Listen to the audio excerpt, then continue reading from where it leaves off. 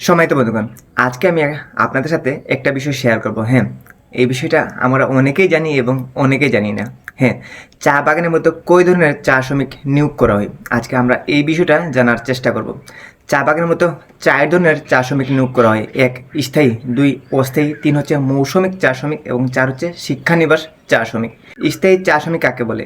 যারা permanent worker, মানে বাগান দফা যারা, তাদেরকে স্থায়ী চা শ্রমিক বলা হয়।